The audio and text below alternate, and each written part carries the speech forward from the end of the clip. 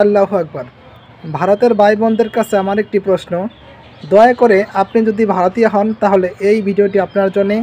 এই প্রশ্নটি রইল আপনার কাছে, আপনারা কি সত্যিই মুসলমানদের বন্ধু হতে চান নাকি শত্রু হতে চান? আপনি কি সত্যিই হিন্দুদের প্রকৃত বন্ধু নাকি হিন্দুদেরও আপনারা শত্রু? তার জ্বলন্ত প্রমাণ হলো বিগত আওয়ামী লীগ সময়ে বাংলাদেশের মাটিতে গণেশ্বরচন্দ্র রায় বলে বিএনপির একজন নেতা রাজপথে পুলিশের দ্বারা সাধারণ আওয়ামী লীগ ছাত্রলীগ দ্বারা নির্যাতিত হয়ে রাস্তায় পড়েছিলেন। তার শরীরতে অসংখ্য রক্ত ঝরেছিল।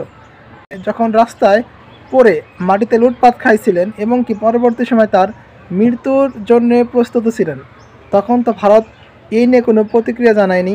তারা তখন মুখ বুজে মুখে কুলুপ এঁটে বসেছিল, তখন তো ভারত কিছুই বলেনি। এখন একমাত্র শেখ পরিবার এবং আওয়ামী লীগের জন্য ভারতের এত টান কিসের? আপনি কি জানেন আওয়ামী লীগ বাংলার মাটিতে থাকতে তারা মানুষের প্রতি কতটা নির্যাতন জুলুম অত্যাচার করেছে, কতটা তারা মানি লন্ডারিং করেছে, মানুষকে কত অন্যায়ভাবে তারা হত্যা করেছে, মানুষকে কত গুম করেছে, আয়নাঘর তৈরি করেছে, ছাত্রদের বুকে তারা নির্বিচারে গুলি চালিয়েছে, পাখির মতো ছাত্রদেরকে তারা হত্যা করেছে। এগুলো